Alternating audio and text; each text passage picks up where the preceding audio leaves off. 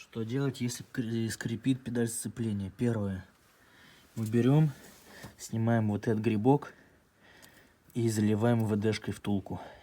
Можно просветить отверстие, вкрутить клапа, чтобы в дальнейшем был доступ и уже проще было смазывать эту вилку ВДшкой, сбрызгивать. Также можно купить вот такой вот концевичок, агат называется, он на подшипниках. Когда нажимаете на вилку, подшипники прокручиваются, легче нажимать на педаль сцепления.